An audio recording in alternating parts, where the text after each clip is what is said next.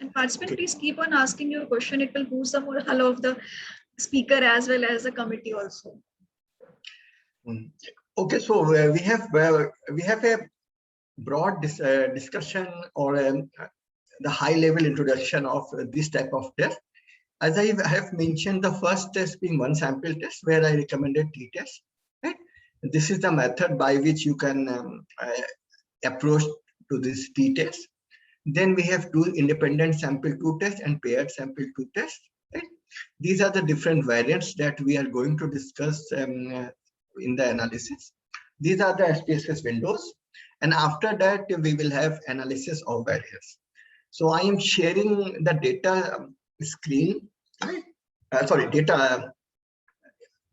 The data sheet, and then we will discuss the running of these tests. Right?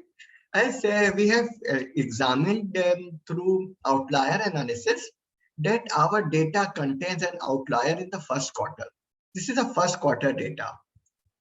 And if we go to the case number 55, as mentioned in a number of outliers detection parameters, that case number 55 has some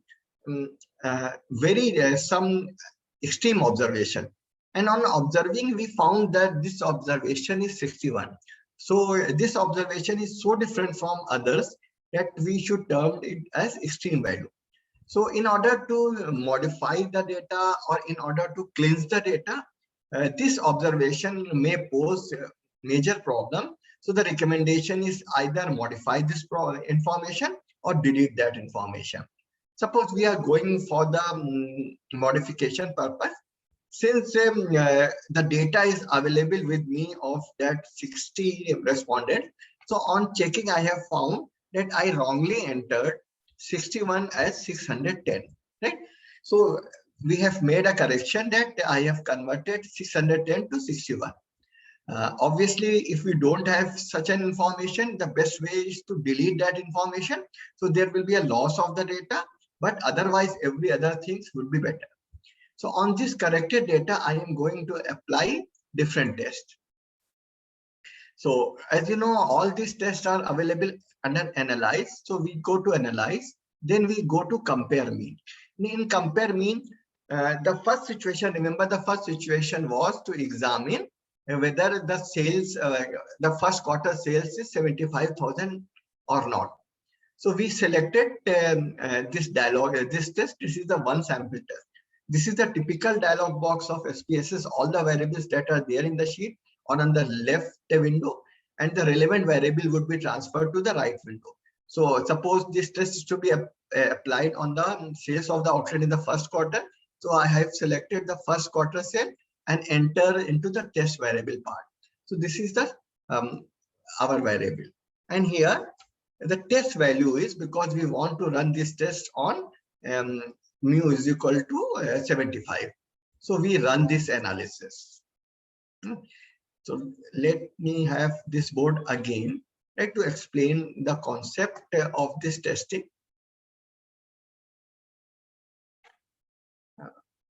One moment.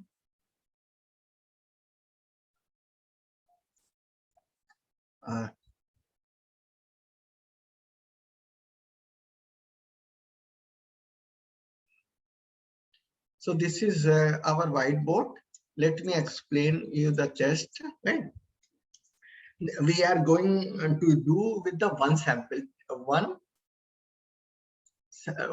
sample t-test.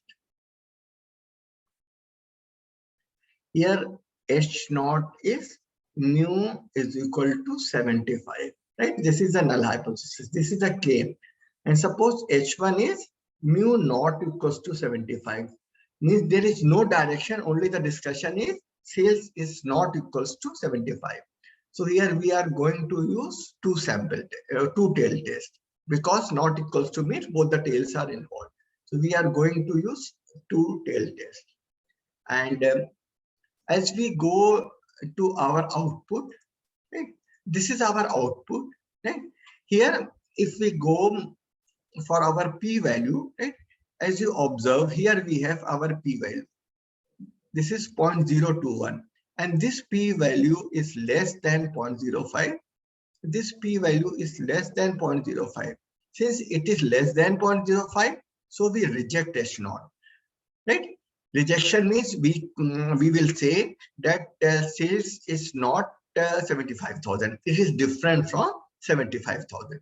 So this is the first test that we have employed. Obviously, if we have the hypothesis as less than 75 in one tail test, then in that situation, since the p-value that is given is the two-tail p-value, that is 0.021, so we divide this value by 2, right? Since we divide it by 2, so we will have the value of 0.0105, right? So we have a value of 105, and obviously this value again is less than 0.05. So we would reject H0. So rejecting H0 means sales is not equal to 75, sales is below 75. So this is the simple one-tail test that we have used. Now suppose we are going to use for another purpose, right? Let me, one moment. So suppose in the second case, suppose we want to compare the sales of urban outlets and the rural outlets, right? So here the second situation is, so this is the first one tail sample test that we have discussed.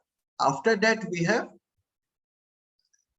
a test that is known as two sample t-test, right? Where we are comparing the sales of urban regions and the rural regions with H0 as mu of rural regions equals to mu of urban regions. Means claim is wrong, sales are same. Claim are wrong, sales are same. And H1 is the alternative hypothesis which says that claim is right. So as per the claim, mu r is greater than mu u. Since we are considering one directional test, right? So this would be a one-tail test, right? So here we would consider the p-value for the one-tail test. Let me run the analysis and we will discuss accordingly. So here we go to analyze, then we go to compare mean, then here we have a test of two independent sample t-tests, right? Suppose here I am using third quarter, right? It doesn't matter whether you are using first or second, the methods remaining the same. Suppose I am using the third quarter sale. So it is the test variable. Now I have to create the groups, right? Groups are there in the type of outlet. So I select type of outlet. This type of outlet is being entered in the grouping variable, and accordingly we define the groups, right? Suppose the first group is 1 and the second group is 2. Since t-test is symmetrical in nature, so it doesn't matter which one is the first group and which one is the second group. You can take any one, right? Means mu1 or mu2 can be replaced also. So we will continue with this and we would press OK. Right? So this is the independent sample t-test, right?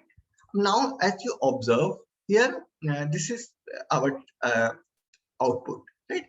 As you observe, we have two p-values. One p-value is 0.149, other p-value is 0.115, right? So we have to decide which value is to be adopted. Now the value in the first row is related to equal variance assumed, and the second value is related to equal variance not assumed. Means variances are unequal, right? So let me share the my PPT also. As you consider this PPT, here I have mentioned that there are two type of tests are there. As you see, we have two type of tests. One is when we consider the independent sample test. One is population standard deviation and unknown but equal. Means here we have equal variance case. So if we have equal variance case, then this would be the test statistics and this would be the degree of freedom. And if variances are unequal, means unequal variances case, wherein equality of variances cannot be assumed, then the test statistics changes and accordingly degrees of freedom changes. So obviously we have two tests. So we have to select whether we should go for equal variance test or we should go for the unequal variance test. So for that purpose, a test is there that is known as Levenet test. Levenet test examine equality of population variances, means it examines whether the variances are equal or not.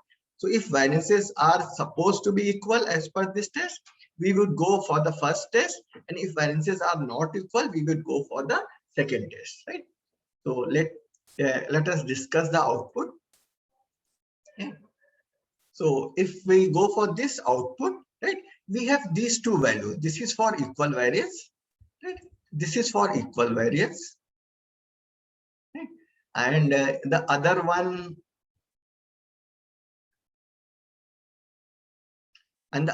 this is for unequal variance, right? This is for unequal variance. So first we have to examine whether the variances are equal or not. So for that purpose, we should consider the Levenet test. This is the Levenet test, right?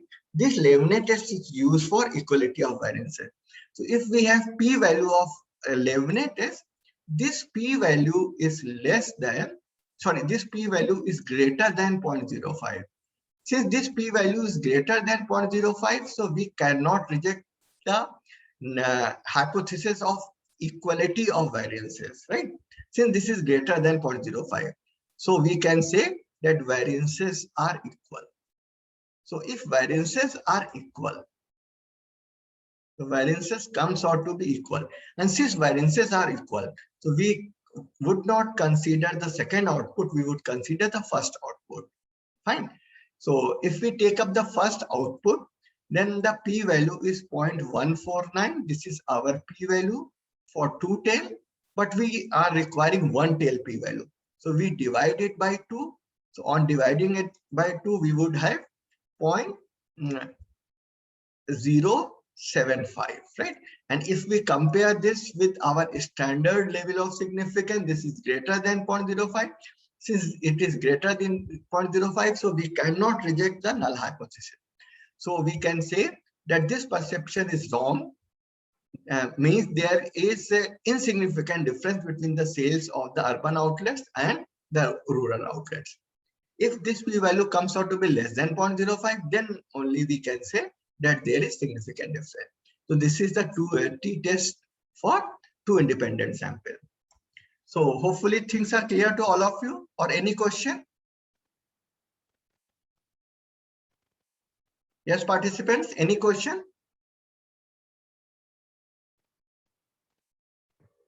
Hello, sir. Hello. Sir, what is the relevance of degrees of freedom, DF? It's written 58 and 57. Degrees of freedom is basically when we calculate these values, right? So obviously they have this value now. This value is compared with the real with the value from the table. So for that purpose, we require degrees of freedom.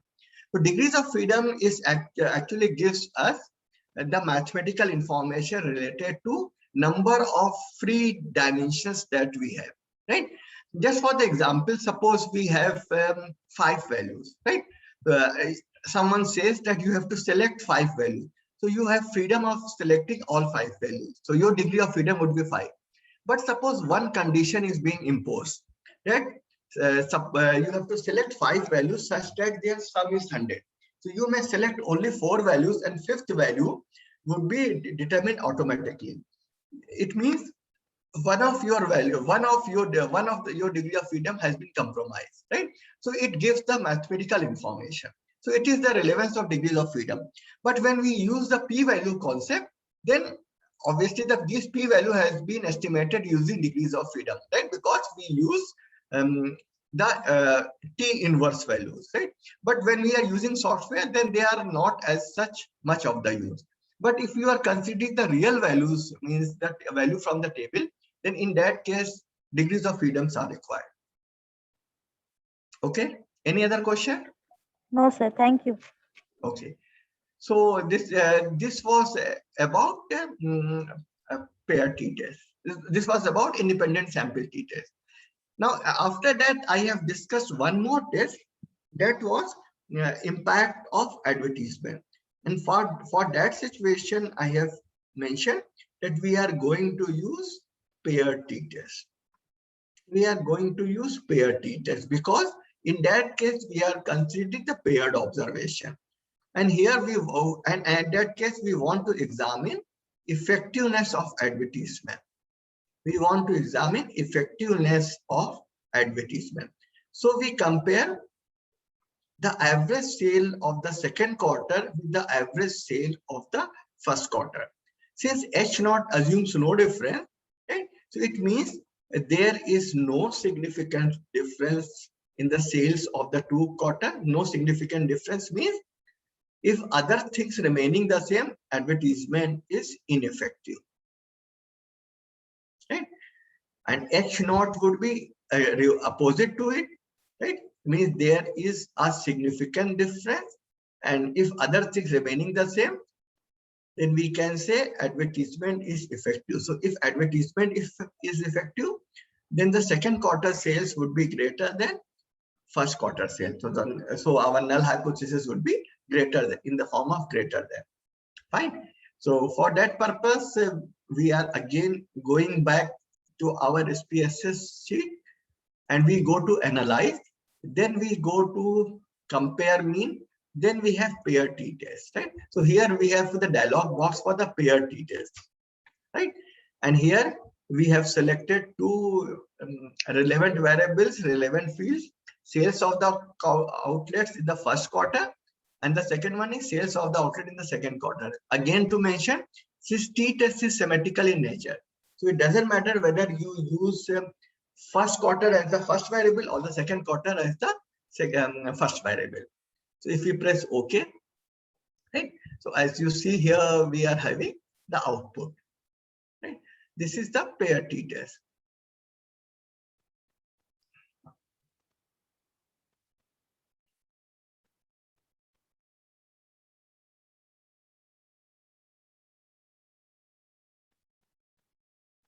Right? Here we are having the paired t-test.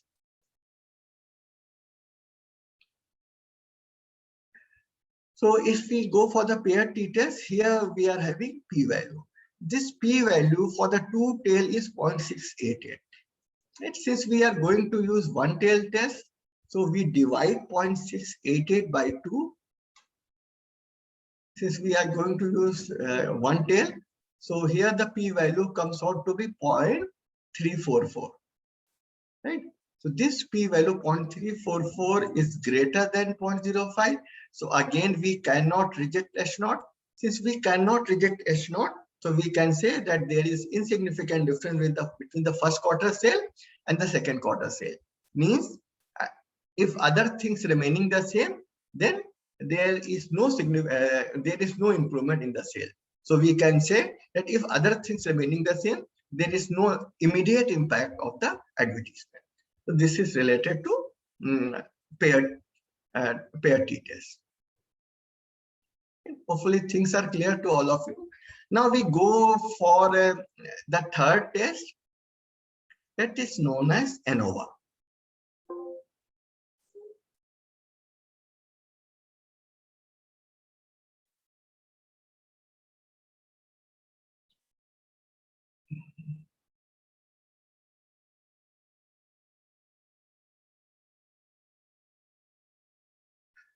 So for ANOVA, as we have discussed, here we want to examine sales with respect to 4 locations. Means we are comparing sales of northern regions with eastern region, with western region, with southern region. Right? So this is our null hypothesis. And H1 is, it is not necessary that all are unequal to each other. Means at least, means some of them are equal also. So broadly we write H1 as at least one mu I is different from other. At least one mu I is different from others. Okay? So this is the hypothesis for analysis of variance. Since we are here, here the cells are divided with respect to location only. So this is known as one-way ANOVA. Why this is known as one-way ANOVA? Why this is known as ANOVA? Because the concept is here the total variation is being divided into two categories. One is between group variation, right? Means between locational variation, and the other one is within group variation, right? And accordingly, we examine how this test happens, right? So now here, if H0 is rejected, since H0 is rejected, then obviously question arises, which of these mu i's are different, whether they are all unequal or some of them are equal and rest are other. So for that purpose, we have to use post hoc analysis. For that purpose, we have to use post hoc analysis, right? And this post hoc analysis consists of multi-comparison,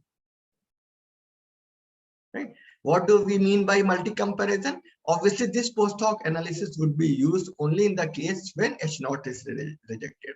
Multi-comparison means we compare all the two values, like we compare the first group, northern group, with eastern group. Then we compare northern with the western group. Then we compare northern with the southern group. In the same manner, since northern and eastern has been compared, so we compare eastern with western, eastern with southern, and finally we compare western with southern. So we compare each pair of the observation, or multiple comparisons are there. This is the case when H0 is rejected. Okay? Now, in this case, as I have mentioned, it is based upon the concept of division of variation. So how variation or division of the variance. So how it works? So if these mu naughts are different, so if these mu n, mu e, mu w, mu s are different, it means cells in the different groups are different. Cells in the different groups are different means their mu's are different. So their mu's are different. So this between group variation would be high. Fine. So if this between group variation is high, it is the indication of unequal cells in the four regions. And then we proposed a statistics that is known as F statistic, which is simply the ratio of between group variation and within group variation. So since in this case, suppose their means are different, means H0 is for the rejection purpose. So if means between group variation are much higher as compared to within group variation. So this F value would be much higher as compared to 1. And accordingly, the P value is small, that is less than 0.05. So we propose that H0 is rejected. So this is the broad concept of this analysis. So that's why since here we are analyzing the difference of mean using the division of variance. So that's why this is known as analysis of variance. But do remember, this test is for equality of mean only. This is not a test of variances. So by this method, we can use for ANOVA. So any question related to the conceptual part of ANOVA or pair t-test? Or should we run the analysis? Any question? So there is one question in the chat box. Yes. By Zan Khan. How to differentiate between positive and negative tail in one tail test? Okay. So it depends upon how you visualize your test, right? Suppose we are comparing suppose we are comparing rural and urban, right? Suppose I have put the rural as the first group. Fine. So we make the hypothesis as mu rural is greater than mu urban, as the case demands, right? But if we place the urban as the first group, then our hypothesis would be mu of urban is less than mu of rural, right? So that becomes the left tail test. So since we are using t-tail test and t is symmetrical, so it doesn't matter whether we go for the right tail or we go for the left tail. Since p value is the probability value, so it doesn't matter whether our test statistics is situated at the right portion or the left portion. In both the cases, p value would remain the same. So that's why even in the output, it is not differentiated whether it is a right tail test or a left tail test. We simply say that this is a one tail test. Okay. Any question related to ANOVA, or should we move forward? Okay. So now I am going for the analysis, right? Obviously, I am moving a bit faster because we have to cover some very important topics like regression, logistic regression, and so on. So then we go to analyze, and we go to compare mean, then we go to one-way ANOVA. So this is a dialog box for one-way ANOVA. We go for one-way ANOVA, and suppose I have selected the third quarter. So this is a dependent list. This is sales of the outlet of the third quarter, right? And here I am selecting location as the factor variable because here as per the location we are going to bifurcate our 4 regions. So location comes out to be the factor list. Right? Then we have an option for post hoc. Obviously, post hoc test is used if H0 is rejected. So if H0 is rejected, then we are interested to know which pairs are different. Right? So for that purpose, we have to use t-test. And as we have discussed in the t-test, we have 2 possibilities that variances may be equal, variances may be unequal. So accordingly, here we have options for both. The first block is related to equal variance assumed, and second block is related to equal variance not assumed. So we select any test, which is an appropriate test from equal variance assumed. Right? Suppose I have selected Tukey highly significant difference test. Right? We can select Duncan's also. So an n number of tests are there as per the different assumptions and requirement. But just for the demonstration purpose, I have selected the Tukey test as per the equal variance, and I have selected the Tamhane test for unequal variance. This is just for the demonstration purpose. I am not going in the detail. So we have selected these 2 tests. Then we go to the option, and here in the option we have descriptive, and we also check homogeneity of variances test. Since we have to decide whether we should go for Tukey or we should go for the Tamhane. So we have selected an appropriate test. Right? So this is the output of ANOVA. So as when we go for the ANOVA, right? Here the total, as I have discussed here, the total variation is being divided into 2 parts, between group variation and within group variation. Right? So here between group variation has the magnitude of 394, and within group variation has a magnitude of 36. So it appears that between group variation appears to be much larger as compared to within group variation. And this F is the ratio of between group variation, means 394.26 divided by 36.03. So we will have F statistic. Since between group variation is much higher as compared to within group variation, so value of F is much higher as compared to 1. And since it is much higher as compared to 1, so we have p value, this is 0.000. This p value is less than 0.05. Since this p value is less than 0.05, so we reject the equality of mean. So we reject H0. Fine. We reject H0 means we can say that their means are not equal. Since their means are not equal, means all groups are not equal, so we are interested to know which of these comparisons gives the different results, right? Means we have to go for post hoc test, right? So as you see here, we are having the option for post hoc test, right? And as you see here, we have the option for post hoc test or the multiple comparison test. Fine. And in the first part, we have Tyuki. In the second part, we have Tamhane. So first, we have to find out whether we should go for the interpretation of Tyuki or we should go for the interpretation of Tamhane. So for that purpose, we have to check whether our 4 groups are having equal variances or having unequal variances. So for that purpose, as it has been mentioned earlier also, this is that our test. This is test of homogeneity of variances. With the H naught, that variances of 4 groups are same. And the test statistics is 11A. This test statistics is being used for two sample t-tests also.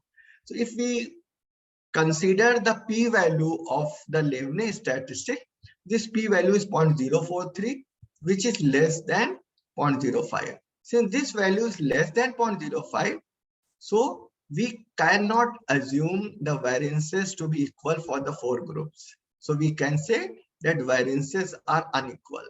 Since variances are unequal, so we can say that we should go for unequal variances case, not for the equal variances case. Fine.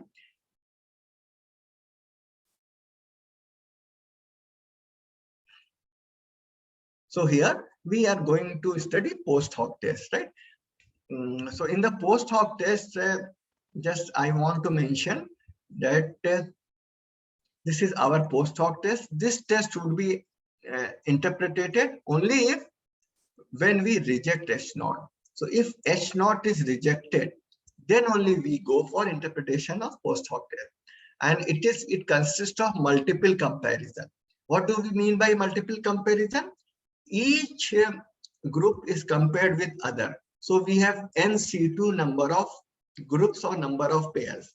Like northern is being compared with eastern, western, southern, and so on. Fine.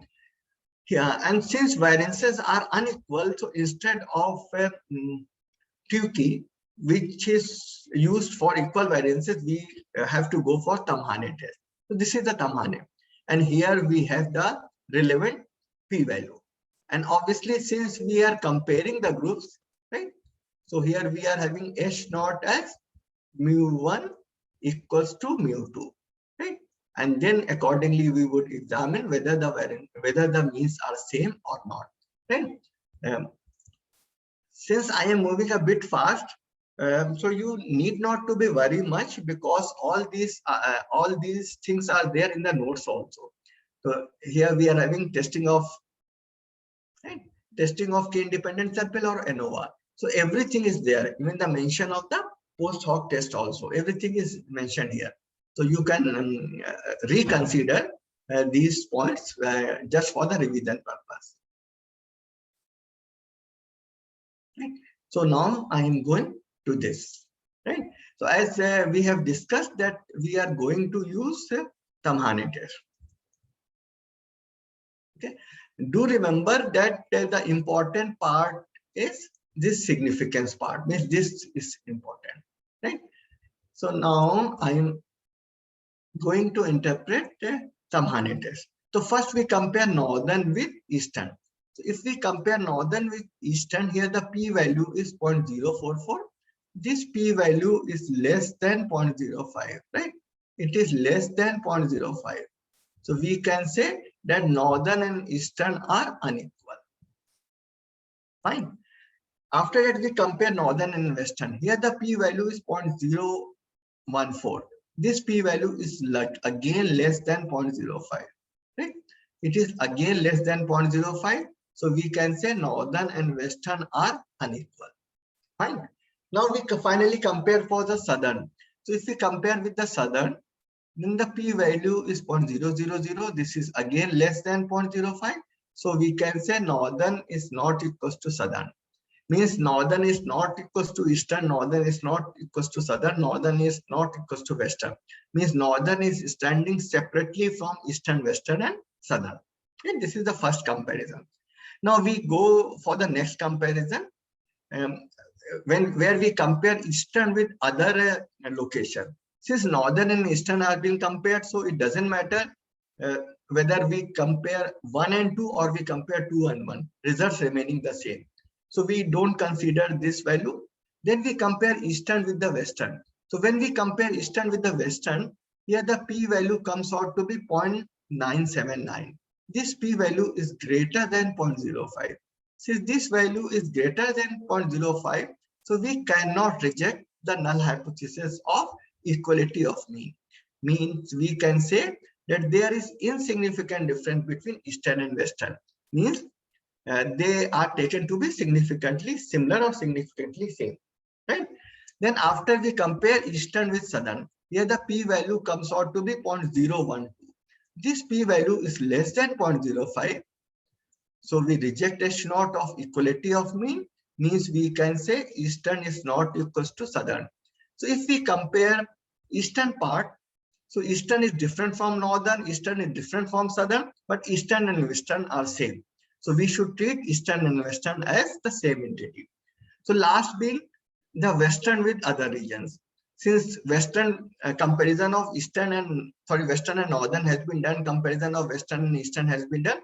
So the only thing remaining is comparing western with southern.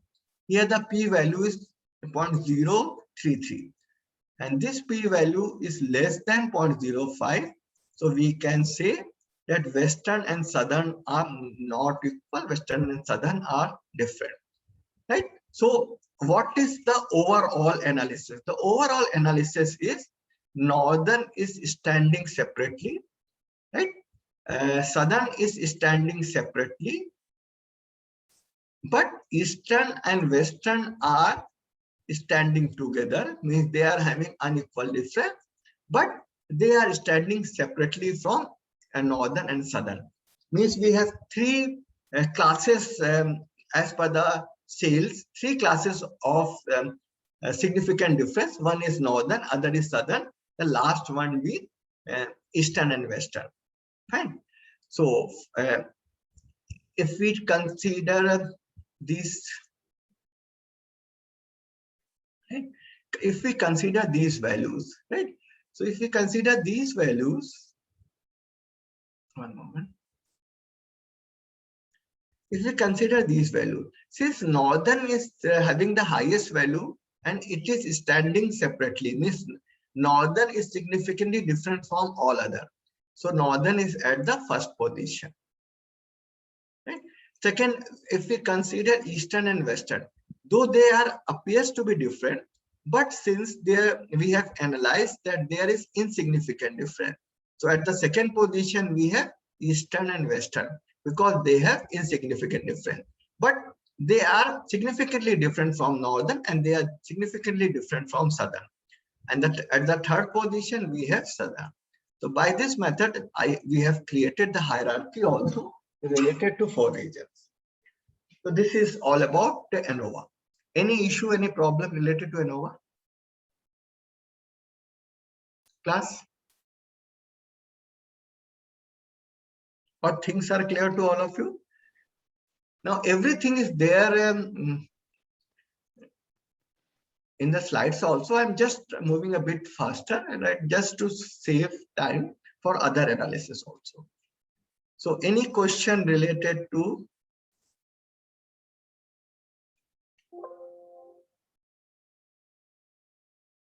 yes, any question?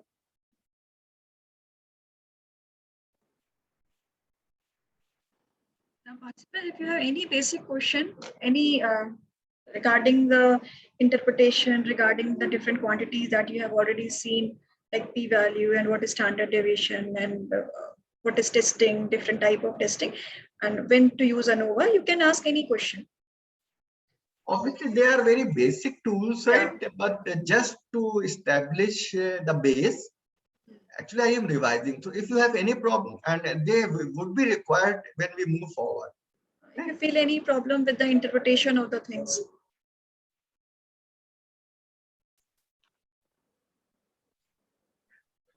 So hopefully there is no question. So there is one question that is, I think, Shivang Trivedi, that is Takis and Tamani's test. Right. Actually, that is given by 2 different statisticians.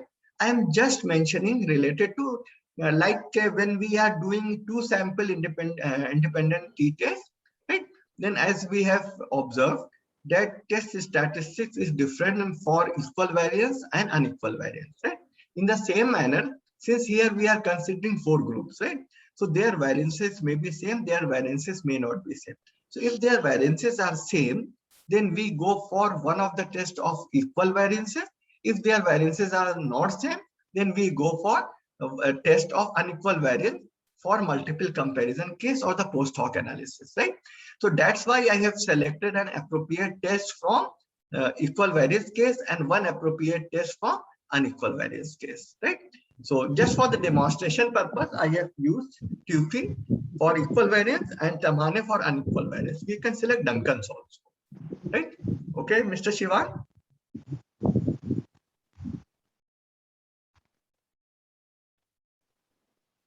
Okay, so these questions have been discussed. Okay, now I am going for the linear regression analysis. So for that purpose, I am sharing a case, right? And then we discuss this case with the data set.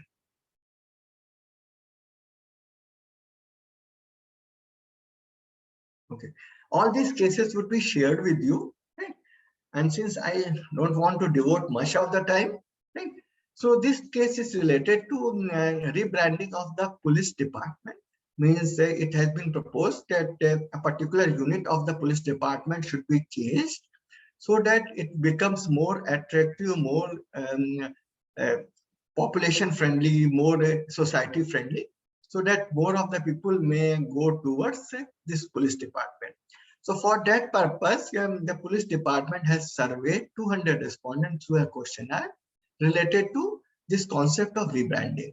Here the first question is being asked whether they like the rebranded logo or not. So their responses has been collected on a 7-point Likert scale, where 1 denotes low liking and 7 denotes high liking. And in the same manner, rating on the 6 perceptual variables were also obtained on a 7-point Likert scale. Important thing is scale. Dependent here, the first variable liking is on a scale. In the same manner, these 6 perceptual variables are also on a scale only. Fine. So these are the variables, and here the objective is to find which of these 6 perceptual variables are most important in influencing the liking. These are the perceptual variables. These are the 6 perceptual variables, right? So means this is the scenario. Now I will discuss this scenario through the PPT.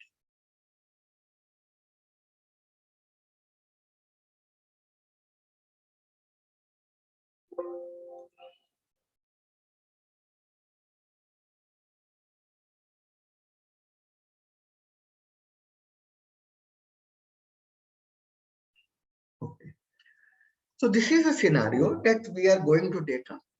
Here we have a variable that is the overall liking. And on the other side, we have 6 perceptual variables related to liking.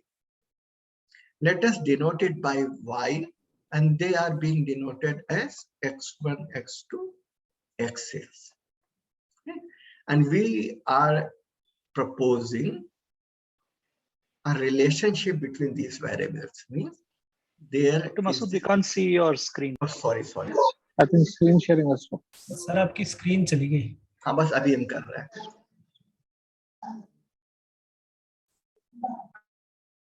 Okay, so now screen is visible.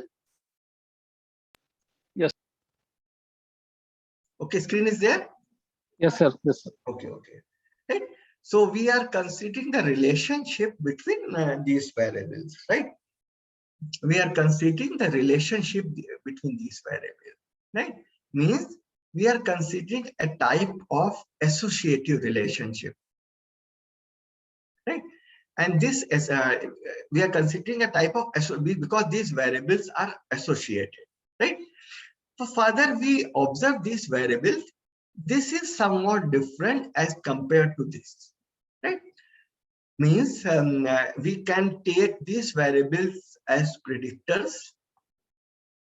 or explanatory variable, or in the simple language, we can have these variables as independent variable.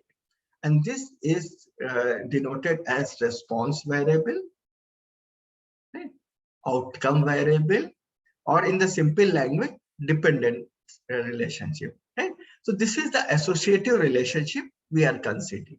Now here, since we are labeling our variable, so we can say that we have a labeled data, fine, because we are labeling our data and this labeling is different. So this type of situation is known as labeled data, right? Or in the language of statistical modeling, we can say that we are considering dependence associative relationship, right? Because here the direction of the relationship is unidirectional only, fine. So this type of techniques are primarily known as supervised techniques, right? Since we have the label data. Suppose we don't have y, right? So we have only variables as x1, x2, x6. So in that situation, that type of data is known as unlabeled data, and corresponding we have a technique that is known as unsupervised technique. So we would discuss what do we mean by unsupervised technique then when we consider these cases, right? So this is the scenario that we are going to study. Further, if we consider these variables, right?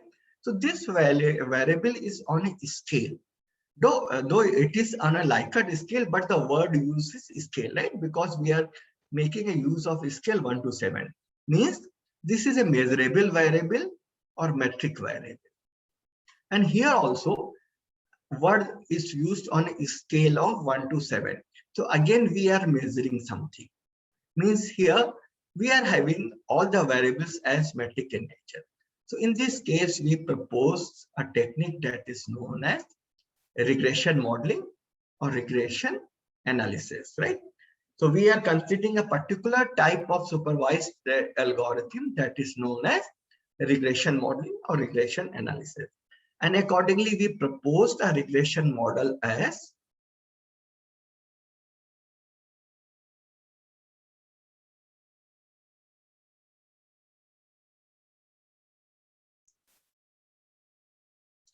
since there are 6 variables, so this is starting from beta 0 to beta 6, right? So this is the model. And for the time being, you can consider beta 0, beta 1, beta 2, beta 6 as the coefficient or as the parameter of this model, right? We will discuss in detail also, right? They are actually known as regression coefficients or the partial regression coefficient. So it simply suggests that this y is a function of x1, x2, x6. And here, if we consider y and these betas, so they all are linearly related. So this is known as linear relationship or linear regression model. This considered as linear regression model. And further, since y is dependent upon not only these 6 predictors, right? There may be some other also. So for overall modeling purpose, right, that we make for the population, because for the prediction purpose, we require the population model. So we introduce one more term that is known as error term or extraneous term or the residual term.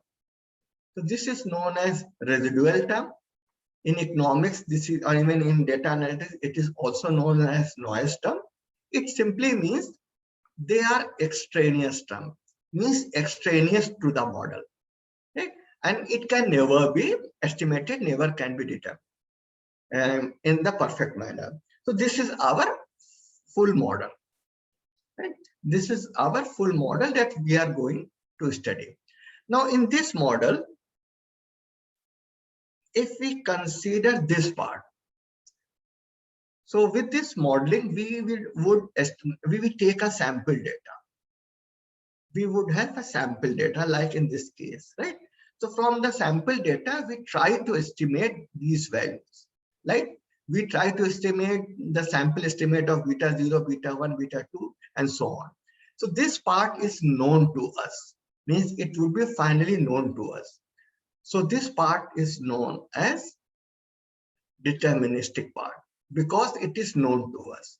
Now this epsilon is a random part. It is not known to us. Since it is random, so we have to assume it by some probability distribution. So this part is known as random or stochastic part. So this would be a random part. Right?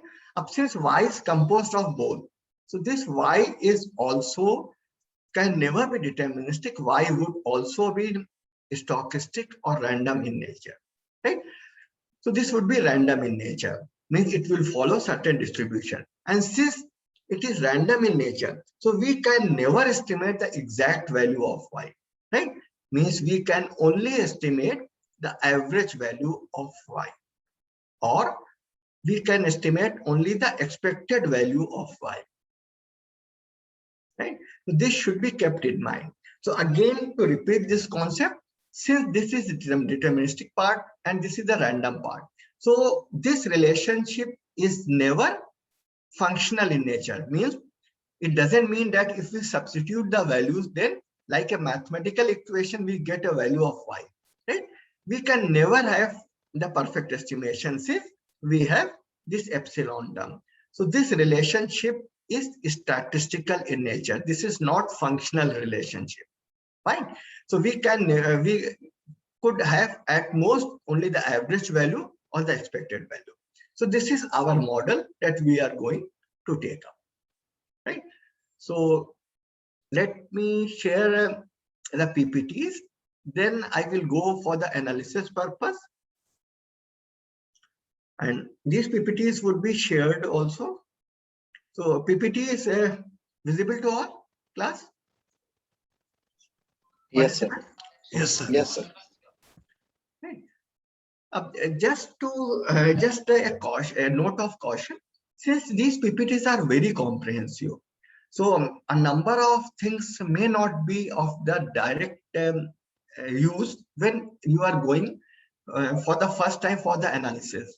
But since they can be used as a note for the future purpose also, so you can ignore certain concepts when you consider these PPTs, right? Means these PPTs are comprehensive, so you can delete some part for the time being before consideration, right? So now we are going to study the regression.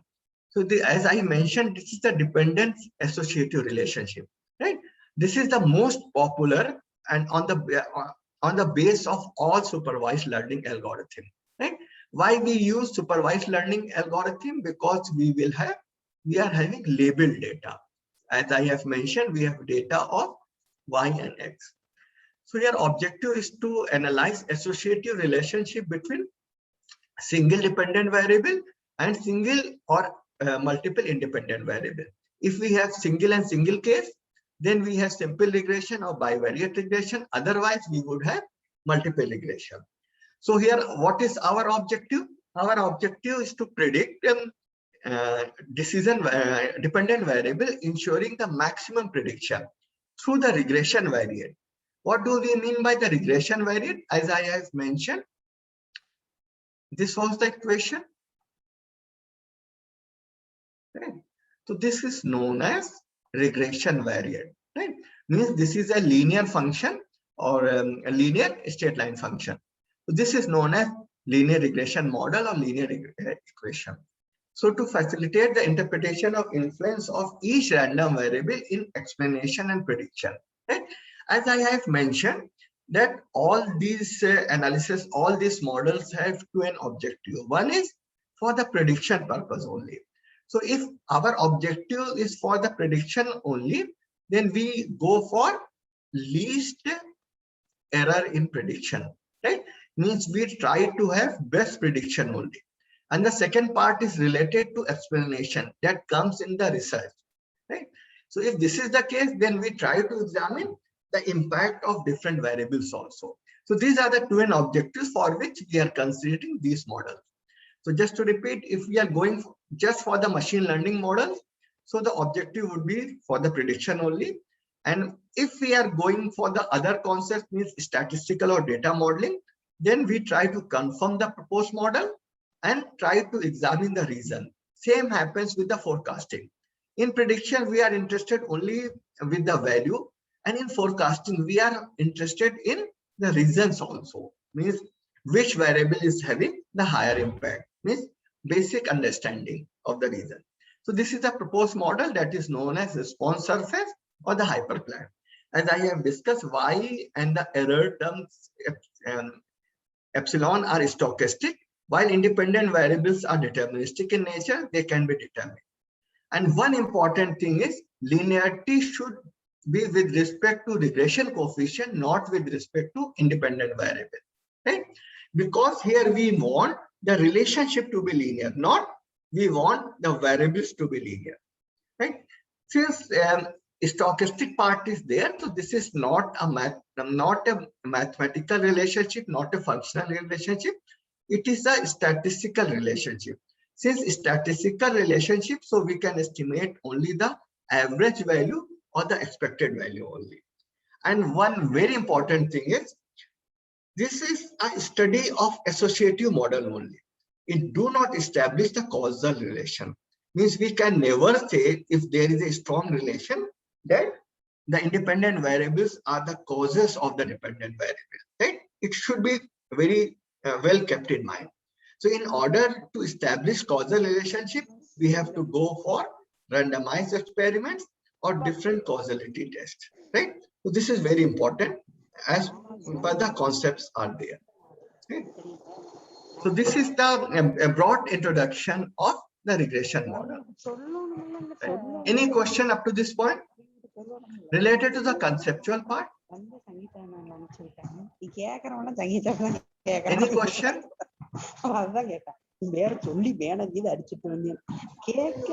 Miss Gomti, please mute yourself. Miss Gomti, please mute yourself. Okay, any question? No, sir, perfectly going on. Okay, thank you. Right, so this is the broad introduction. After that, we go for the modeling purpose, right? Means we propose the model. So this modeling consists of 4 parts. First, we create the model, then we estimate the model, then we interpret the model, and finally, we try to validate our model, right? So this is incomplete regression analysis. So for the first time, what is the objective of the regression analysis? Whether we are going for the prediction purpose or we are going for the explanation purpose, we define the objectives and select appropriate variables. Fine. So these are the interpretations that we have already discussed. So I am not devoting time. So this is the difference between prediction and the explanation part. Again, it has been mentioned, it is to reiterate that this is a statistical relationship because of the presence of the random component. So we can predict only the average value. Right? We can predict only the average value. After that, we go for the selection of independent and dependent variable.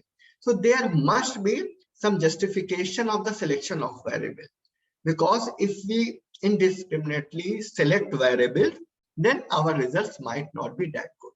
So for that purpose, I like to discuss 2 concepts that may pose some problem. The first is related to measurement error. Measurement error is simply the difference between what we want to measure,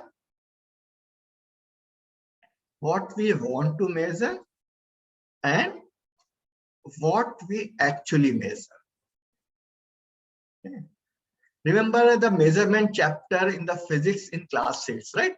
The concept has been derived from there only, right? Here, the difference is what we want to measure and actually what we measure, right? So this is known as measurement variable. So measurement error is very important for the dependent variable.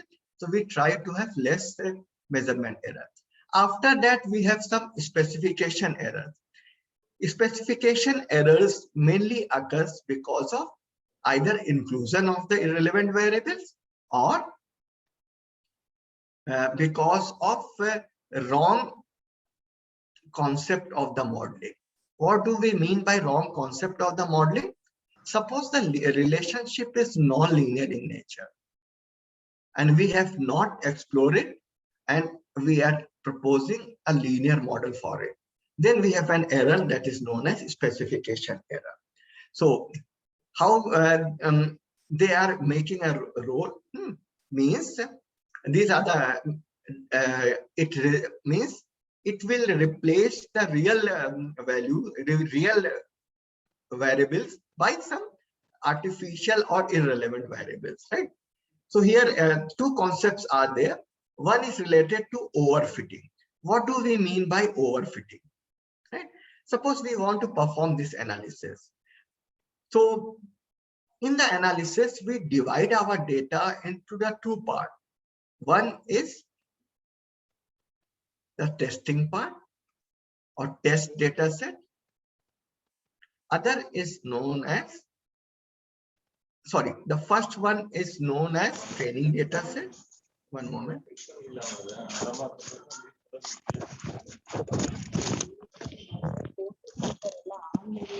The first data set, we divide our data set into two parts. The first is the training data set, where we train our model. What do we mean by train our model? Means we develop the coefficients of that model through this training set, right? And now the model has been developed. Now this model is being tested on the second set that is known as testing data set. Just to revise, we develop our model from training set and we apply this on the testing data set to check the validity. So this is known as validation. Miss Gomti. Okay, right? So sometimes it happens that our model is very good, model has performed very well. It gives all the good indication from the training data set. Means good accuracy has been obtained in the training data set. But when we imply this model, when we use this model for the prediction of some unknown data points that are there in the testing part, then at that part there may be large error, right? Means our data is highly accurate, data is highly accuracy, but it cannot be generalized. What do you mean by generalization? Since we develop this model on a particular sample data set and we use this model for the prediction, for the interpretation of all type of these situations, right? Means they would be imposed on some unknown part. So if this is the case, then this is known as overfitting or overtraining.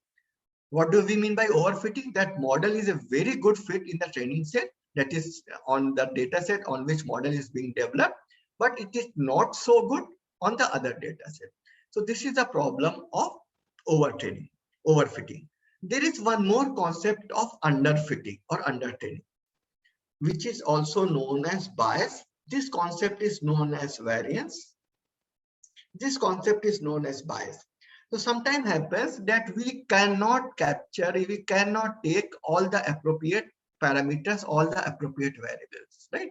Means some important variables, some important predictions is being missed. So data is underfitting. Means data cannot fit the model, fine, and right, or the data structure cannot be captured. Means we actually the model is a linear fit, but we have used actually the model is non-linear fit and wrongly we have used the linear model. So let me explain using a graph these concepts related to overfitting and underfitting.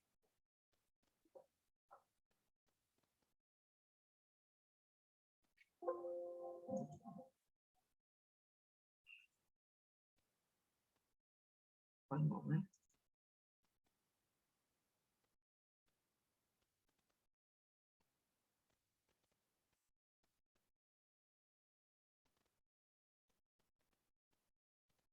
Okay, so this whiteboard is visible to all class?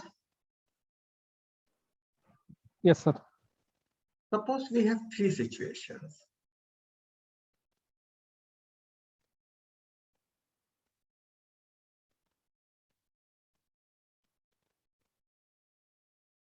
Here we have a data set like this.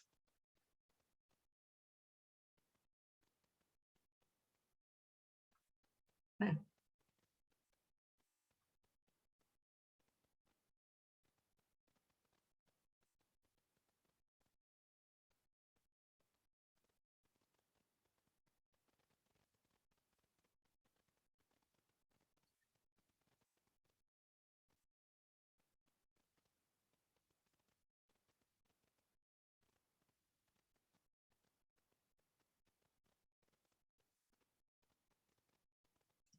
Now here in the first case, right, suppose this is our model,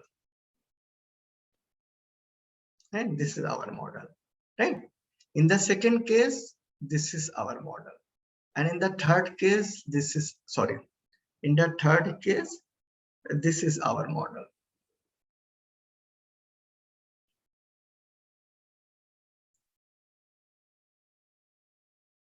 Right? So if we have this case, here as you observe that this model is touching all the points, means every point has been taken care of. This is the concept of overfitting. Right? So if we calculate the accuracy would be very high, right? Because this model is being developed on the training data set.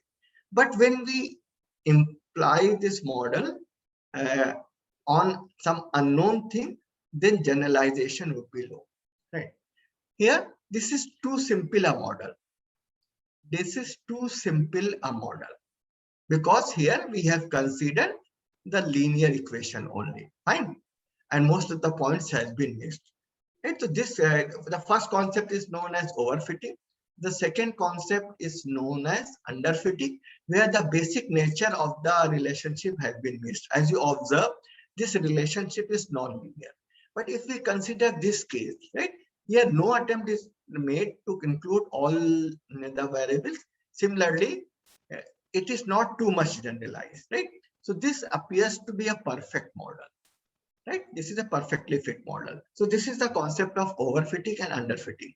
So overfitting occurs if we use very strong model, and underfitting occurs if we use very simple model. So these are the concepts of overfitting and underfitting, which would be taken care of in further lectures also, because it is a very important concept. Okay, right? So this is the concept of overfitting and underfitting. Related to sample size should be large, right? The thumb rule is it must be 5 times number of predictors, right? But it is preferred that our sample size should be at least 20 size.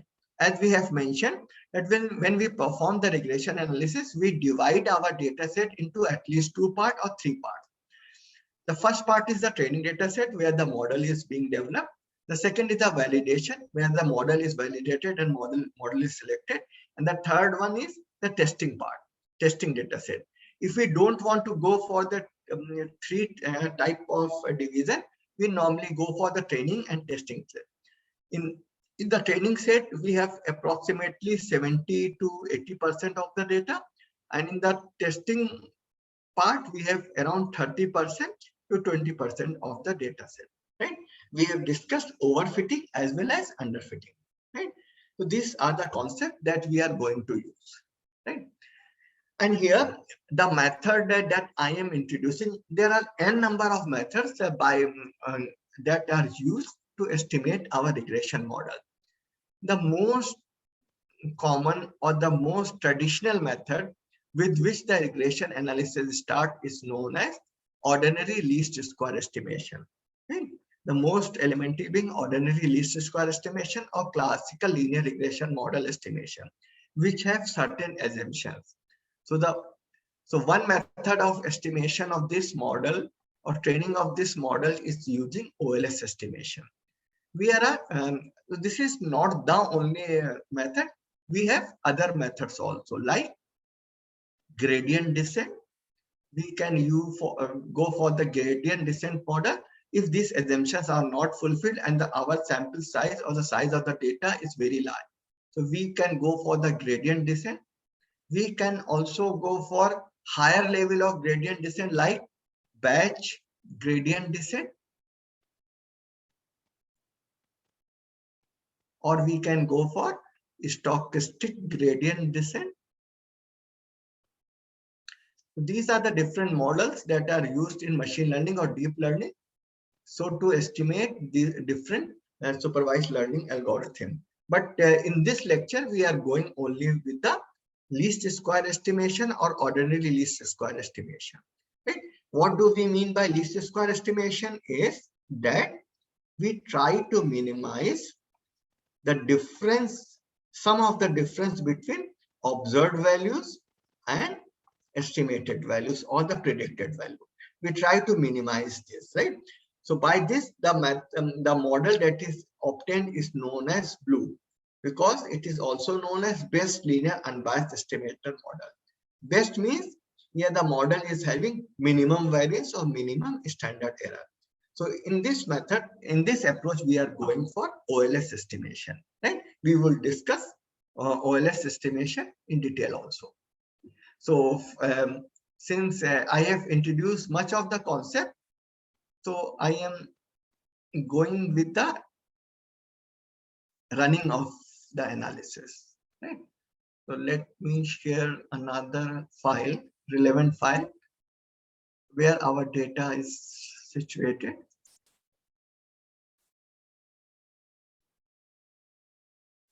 This is the second data set.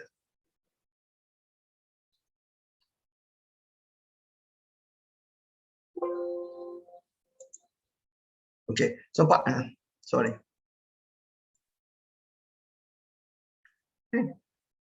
This is our second data set for linear regression analysis. Here we are having the dependent variable or the predicted variable as likely, which is the rebranded likely. This is a scale variable on a scale of 1 to 7.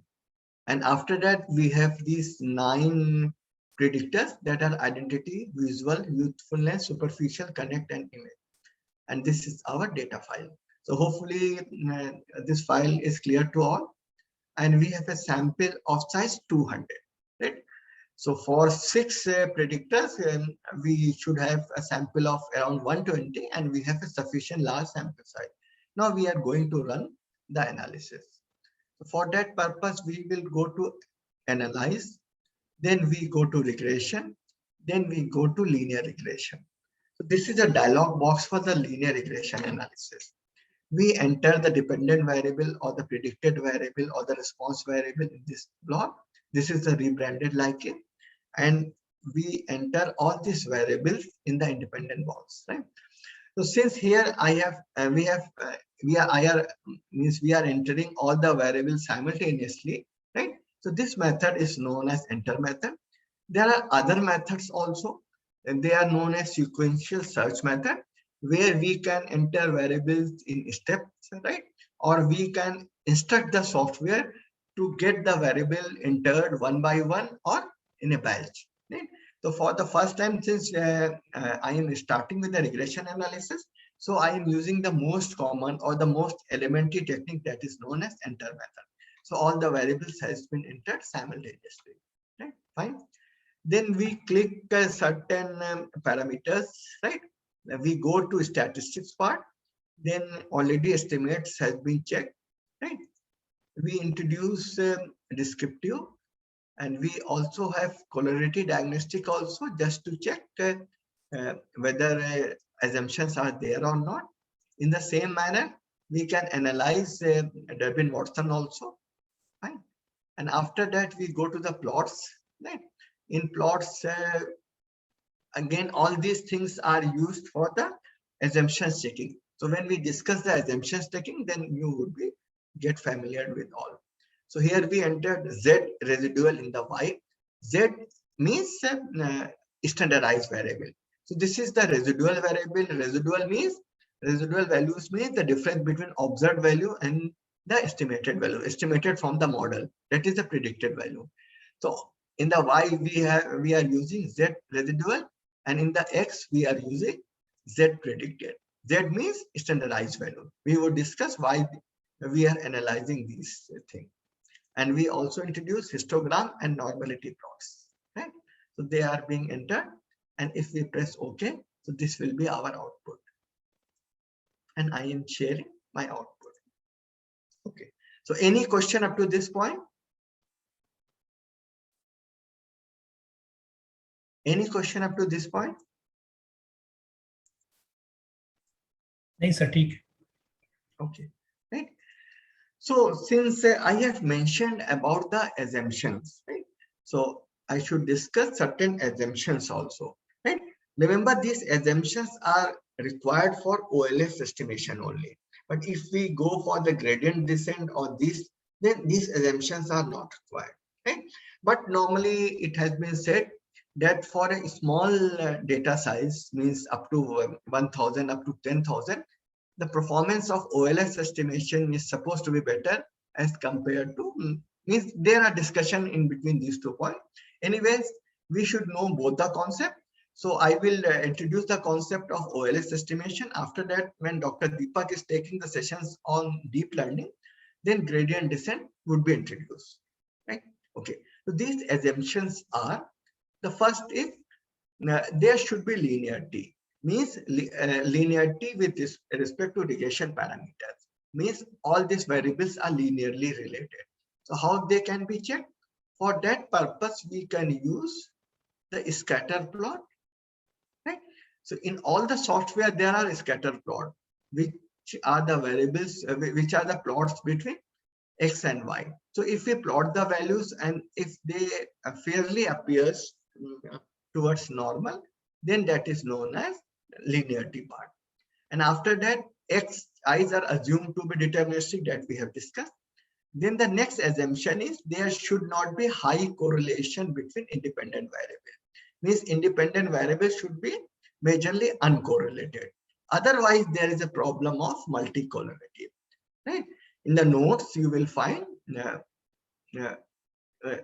details related to multicolority, right? Otherwise, there will be a problem of multicolority. After that, we have assumptions related to error terms or the residual term, that is epsilon, right? So it has been said, as per this model, these error terms are identically, independently distributed normally with mean 0 and same or common variance, right? Let me explain this concept. They are identically means they are similar. Independent means there should not be correlation, there should not be covariance in between the error terms, right? Otherwise, there is a problem that is known as autocorrelation, right? Here we discuss this also. And they are normally distributed, means all error terms must follow normal distribution, right? Since these residual terms, these error terms are the difference between observed and estimated values, and we are considering the average estimation only. So they will always sum out to be 0, right? Means their mean will always be 0. This is not the problem. But the second thing must be checked, that all the error terms must have same variance or the common variance. Otherwise, there is a problem that is known as heteroscedasticity. So this line has been bifurcated into these 4 parts. The first thing is residual should follow normal distribution, right? Means error terms, residual terms should follow normal distribution. Means the normality checking of these residuals are required. The second is the conditional expectation, that is mean, that simply means the mean or the average of residuals is 0. After that, we have the assumption as residuals are uncorrelated, residuals are independent. Means their covariance term would be 0, right? Otherwise, there is a problem that is known as autocorrelation. And the last assumption is variance of the residual term is constant. Means variance of all the residual term is same, right? As you see, variance is remaining the same. So this concept is known as homoscedasticity, means there should not be heteroscedasticity. So these are the broad assumptions, and all these assumptions have their implications also. So here I have discussed in detail the linearity of the phenomena, normality of the phenomena. After that, we have discussion related to multicolority that we will discuss during the output. Then we have discussion related to autocorrelation, what is the consequence of the autocorrelation, how autocorrelation can be checked. After that, we discuss the concept of heteroscedasticity, means what is the consequence of the heteroscedasticity, how it can be captured, how it can be detected, and what are the possible remedial action. So any question related to assumptions or up to this part?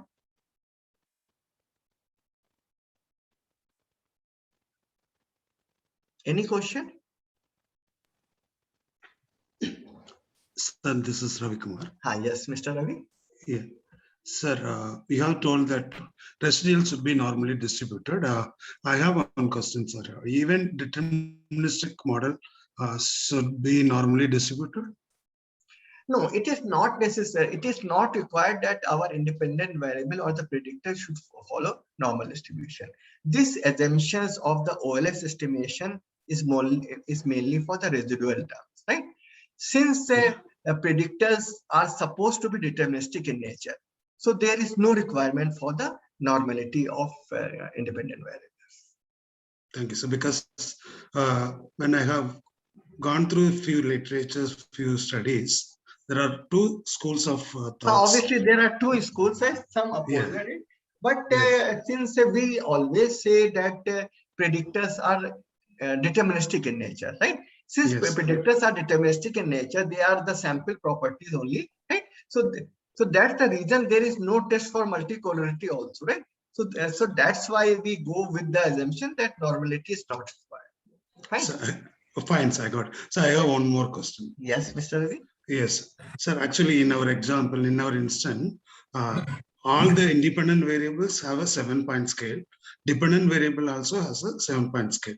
Suppose independent variable, any one of the independent variable has 5-point scale. Right. So for that, right. So scaling, the similarity of scaling is not at all required, right? Why it is not at all required? Because in this case, we are not considering the unstandardized estimate, right? We consider the beta coefficient or the standardized estimate. So whatever the scale is, right? So we would take care of that, right?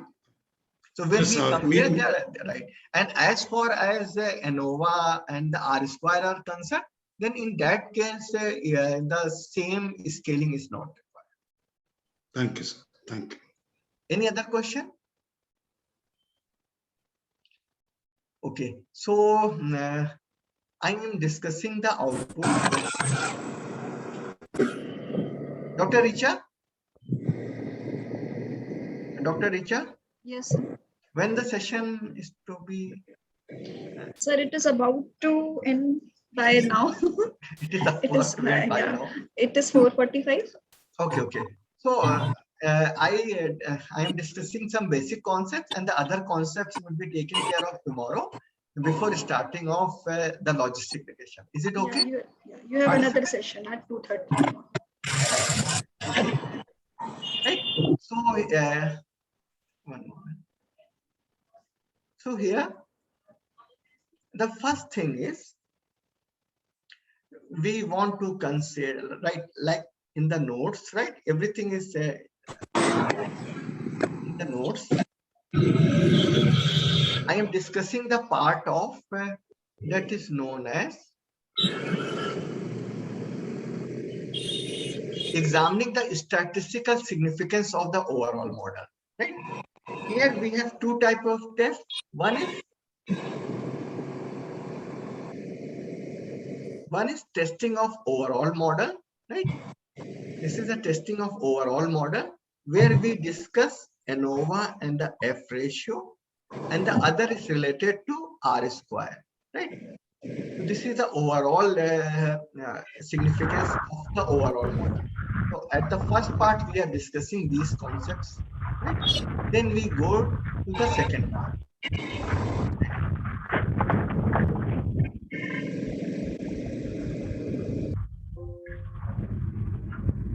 Right. So output is there, participants? Yes, sir. It's visible. So here we are discussing overall significance of our model.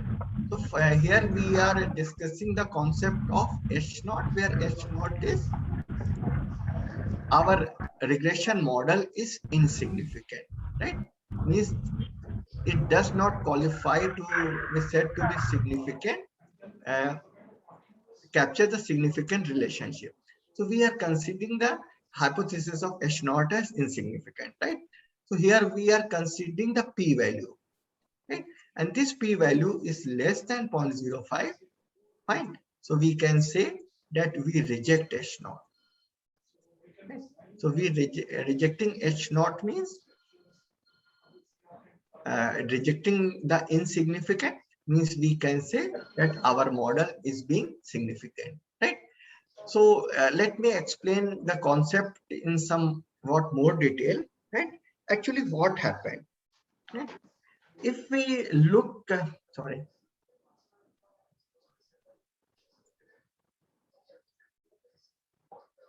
If we look for the y values, right? Let me show you. Right? If we look for the y value, these are the y values. So if you observe these values, you see that these values are different. We have 4, 2, 6, 5, 1, and so on. Right? These values are different. Right? Means we can say that there is variation in the model. So this variation is being termed as total variation in y. And we can say total variation in y. Now we try to examine, we try to divide this variation into different parts. So the first reason of this variation is variation because of regression model, right? Variation because of regression model, or we can say this model, this variation is a explained variation. Why we use explained variation? Because we know that the value of y is we are exploring the situation that y is dependent upon different values of x1, x2, x6, right? So if these x values are changed, then obviously y may change, right? So this since this assumption has been visualized with the proposing of the model, this type of variation is known as explained variation or variation because of regression. Right? So this type of variation is known as regression. The other type of variation is because of all other reasons that are not considered in the model. So this type of variation is known as unexplained variation, or the variation that is left over, or the variation because of the extraneous term. This type of variation is known as residual variance, right? Right. So if we consider the ratio of these variation, means ratio of the explained variation and the residual variation, means if we consider the ratio of variation because of regression model and variation because of residual term, okay? And suppose regression variation is much higher as compared to residual variation, means explained variation is much higher as compared to unexplained variation. So we can say that the reason of most of the variation is being captured by the model. Since it has been captured by the model, so we can say that our model is the thing, or model is significant in nature. Right? Remember, we proposed the H naught as model is insignificant. Okay? Now, so this is the concept that I have explaining. So suppose the explained variation or variation because of regression is much higher, means numerator is much higher as compared to the denominator. So this f value would be much bigger than 1, and correspondingly its p value or the significance would be much small, or we can have significance less than 0.05. So we can say that we are rejecting H naught. Right? So if rejecting H naught means we are rejecting insignificance, so we can say that our proposed model is significant in nature. Let me show you this part.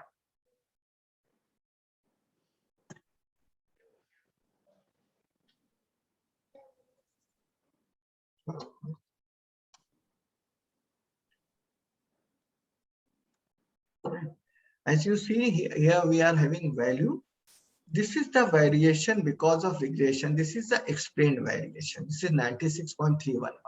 This is because of regression. And if we consider the residual variance is 1.048. This is because of the extraneous term. And if we consider the ratio, F is the ratio of explained and unexplained or regression variation and the residual variation, this value is 91.89. This value is much higher as compared to 1. So accordingly, this p value is small and it is below our taken level of significance, that is 5%. So we can say that our model is significant in nature. Right? So it is related to significance of the model. Now here we consider one more concept that is known as R square. Right? So let me explain the concept of R square also. Right? So here R square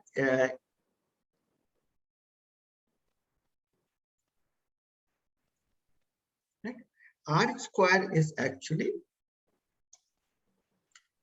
the ratio of explained variation divided by total variation. Right? Suppose R square is 0.72 in a particular situation. So this 0.72 can be written as 72 upon 100. Right? So what if we so this 100 represents the total variation and this 72 represents the explained variation. So we can say that our model is able to explain 72% of the variation in the dependent variable. So we can say that the predictive accuracy of our model is 72%. So if this is the situation, then we can say that our model is having a strong predictive accuracy or a high predictive accuracy. So the second concept is related to R square, and as we discussed, the value of R square lies in between 1 and 0.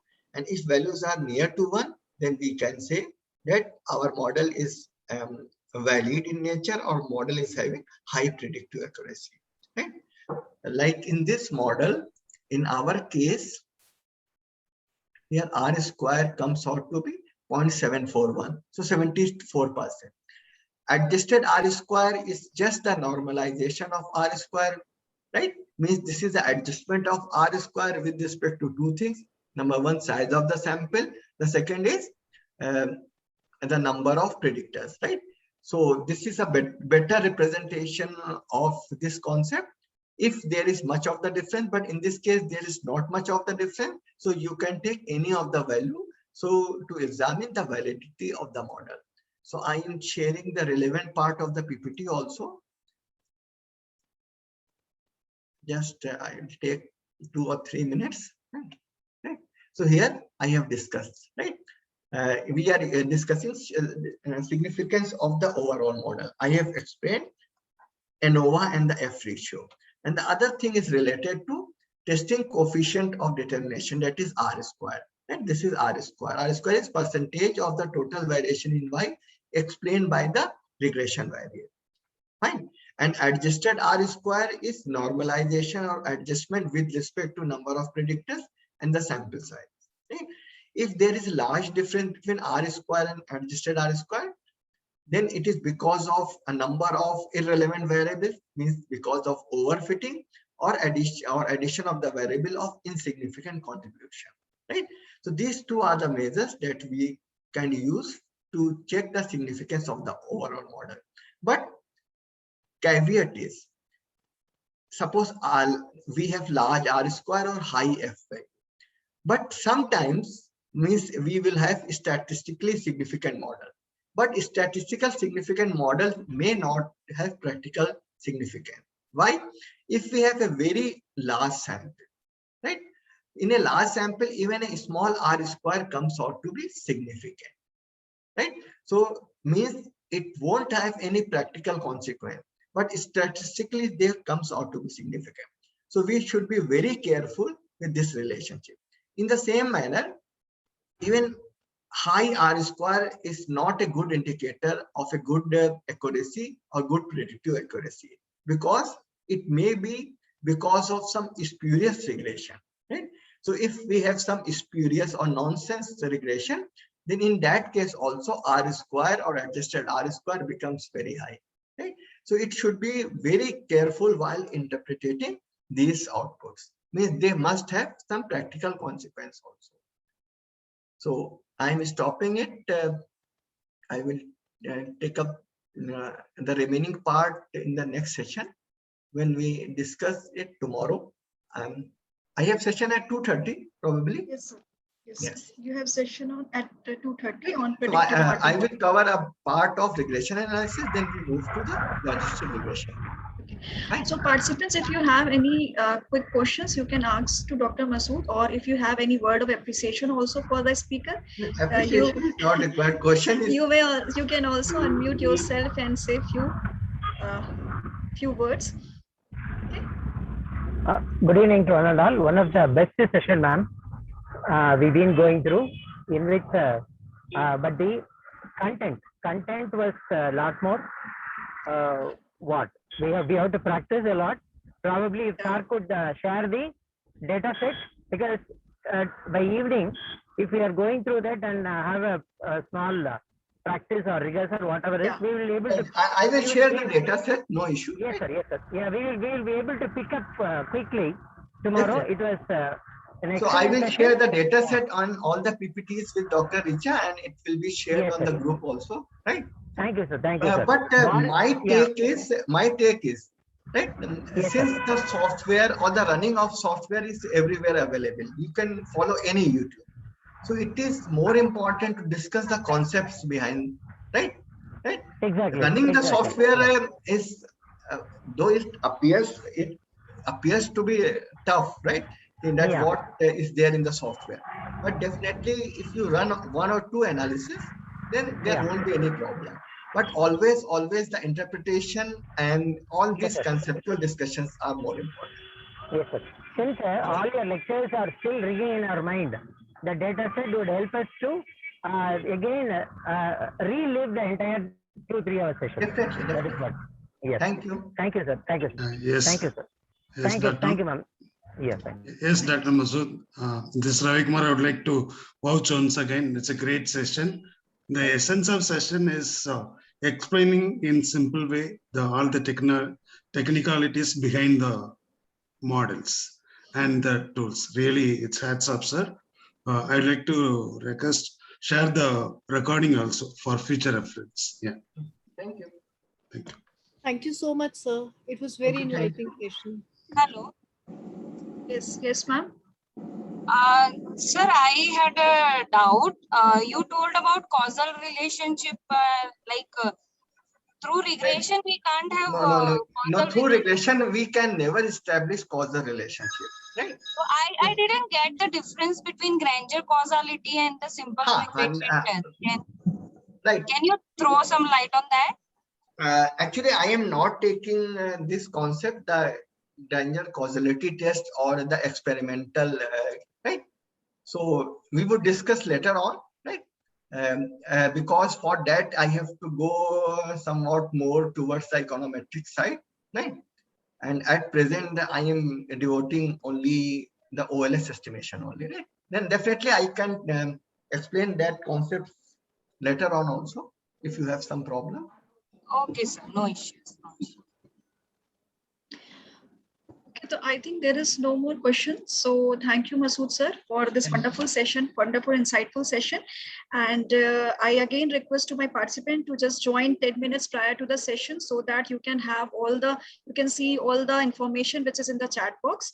Okay, and for availing the certificate, you need to attain almost 80% of the session, and at least you need to score 60% marks in the quiz.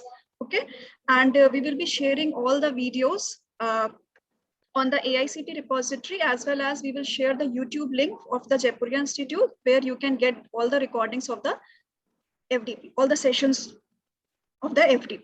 Okay, so thank you so much. We will see you tomorrow. I hope you have marked the Thank you, attendance. ma'am. Yeah. Thank you, so Dr. much. Masood. Tomorrow the session will start by 10 o'clock. So I request you to just log in by 9:45. Thank you, dear participants. Thank you, sir. Thank you.